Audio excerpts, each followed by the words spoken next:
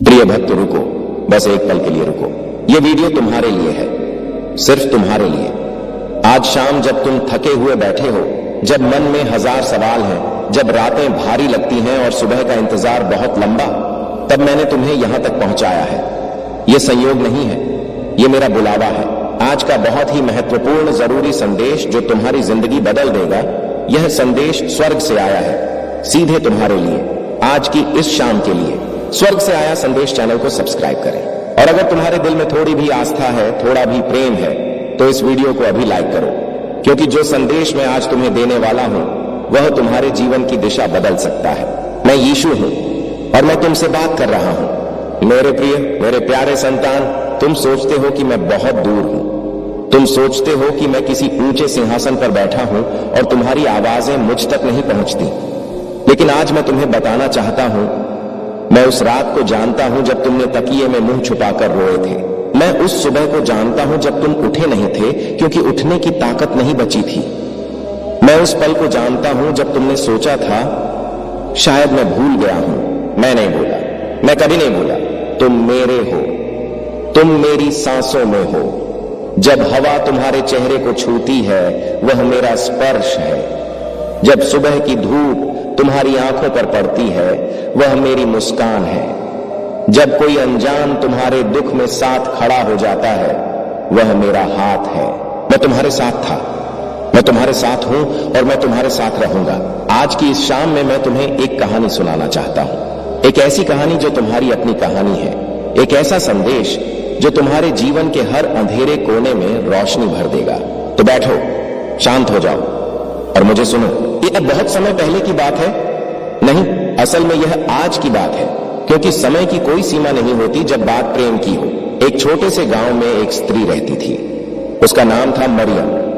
नहीं, वह मरियम नहीं जिसे तुम जानते हो। यह एक और मरियम थी, एक साधारण स्त्री जिसके हाथ खुरदुरे थे काम की वजह से, जिसकी आंखें थकी हुई थीं जिम्मेदारियों की वजह से, और जिसका दिल टूटा हुआ था जीवन की ठोकरों की वजह से। उसके पति ने उसे छोड़ दिया था, उसके बच्चे बीमार थे, उसके घर में अनाज नहीं था, और उसके पड़ोसी उस पर उंगली उठाते थे। हर सुबह वह उठती और सोचती आज क्या होगा। हर शाम वह बैठती और सोचती क्या कोई है जो मेरी सुन रहा है। एक दिन वह एक कुएं के पास बैठी थी, पानी भरने नहीं आई थी, बस बैठी थी, थकी हुई, हारी हुई। उसने आसमान की तरफ देखा और कहा, अगर तू है तो एक बार बता दे, एक बार, बस एक बार। और उसी पल एक बुजुर्ग महिला वहां आई। उसने मरियम को देखा, बिना कुछ पूछे उसके पास बैठ गई और बोली, बेटी, जो तू खोज रही है वह बहुत पास है, इतना पास कि तू देख नहीं पा रही। मरियम ने पूछा, क्या मतलब है तुम्हारा? बुजुर्ग महिला मुस्कुराई और बोली, जब तू थकती है और फिर भी अगली सुबह उठती है, वह उसकी ताकत है। जब तेरे बच्चे रोते हैं और तू उन्हें चुप कराने की कोशिश करती है, वह उसका प्रेम है, तेरे हाथों से बह रहा है। जब तू रोती है और फिर भी एक कदम आगे रखती है, वह उसकी उंगली है जो तुझे थामे हुए है। मरियम की आंखें भर आईं। बुजुर्ग महिला ने उसका हाथ थामा और कहा, वह कभी नहीं भूलता, कभी नहीं। और फिर वह चली गई। मरियम उस दिन घर गई, उसने अपने बच्चों को गले लगाया। उसने उस रात एक पड़ोसन से थोड़ा आटा मांगा और रोटी बनाई, और उसने पहली बार महीनों में चैन से सोई, क्योंकि उसे एक बात समझ आ गई थी, वह अकेली नहीं है। मेरे प्रिय, यह कहानी तुम्हारी है। तुम वह मरियम हो और वह बुजुर्ग महिला, वह मेरा संदेश था तुम्हारे लिए। तुम अकेले नहीं हो। आज मैं तुम्हें एक रहस्य बताना चाहता हूं, एक ऐसा रहस्य जो बहुत कम लोग जानते हैं, जो धर्म की किताबों में तो लिखा है, लेकिन लोग पढ़ते हैं और समझते नहीं। रहस्य यह है, तुम्हारी तकलीफ बेकार नहीं है। तुम सोचते हो कि जो दर्द तुमने झेला, जो रातें तुमने जाग कर काटी, जो आंसू तुमने बहाए, वे सब बेकार थे। नहीं, एक भी आंसू बेकार नहीं था, एक भी रात बेकार नहीं थी। हर दर्द एक बीज है। जब किसान खेत में बीज बोता है तो क्या होता है? पहले बीज को मिट्टी के अंदर जाना पड़ता है, अंधेरे में, नमी में, दबाव में, और लोग ऊपर से देखते हैं और सोचते हैं कुछ नहीं होगा, खेत खाली है। लेकिन मिट्टी के अंदर क्या हो रहा है? बीज टूट रहा है।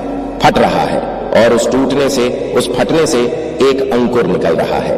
तुम्हारा दर्द वह बीज है और अभी तुम मिट्टी के अंदर हो, लेकिन एक दिन जरूर तुम ऊपर आओगे, और जब आओगे तो इतने मजबूत होंगे, इतने सुंदर होंगे कि जो लोग आज तुम पर हंस रहे हैं वे उस दिन हैरान रह जाएंगे। यह मेरा वचन है, मेरा वचन कभी झूठा नहीं होता।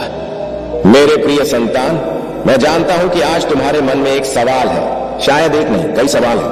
मैंने इतनी प्रार्थना की फिर भी जवाब क्यों नहीं आया? मैंने इतना अच्छा किया फिर भी बुरा क्यों हुआ? मैं कितना और इंतजार करूं? यह सवाल गलत नहीं है, यह सवाल पूछना कमजोरी नहीं है, यह सवाल पूछना यह विश्वास है, क्योंकि जो मानता ही नहीं वह पूछता नहीं, जो पूछता है वह मानता है कि कोई जवाब देने वाला है, और मैं जवाब देने वाला हूं। लेकिन मेरे जवाब का एक तरीका है। एक बार एक शिष्य मेरे पास आया, वह बहुत परेशान था, उसका व्यापार डूब रहा था, उसके घर में कलह था, उसके शरीर में बीमारी थी। उसने मुझसे कहा, गुरु, मैंने हर रोज प्रार्थना की, हर सुबह, हर शाम, फिर भी कुछ नहीं बदला। क्या तुम सुन नहीं रहे? मैंने उसे पास बुलाया, उसके कंधे पर हाथ रखा और पूछा, जब तुम्हारा बच्चा तुमसे मांगता है कि पिताजी मुझे अभी चांद दे दो, तो क्या तुम उसे चांद दे देते हो? शिष्य ने कहा, नहीं, यह तो संभव नहीं। मैंने कहा, तो क्या तुम उससे प्यार नहीं करते? शिष्य बोला, करता हूं, लेकिन कुछ चीजें देना मेरे बस में नहीं, और कुछ चीजें देना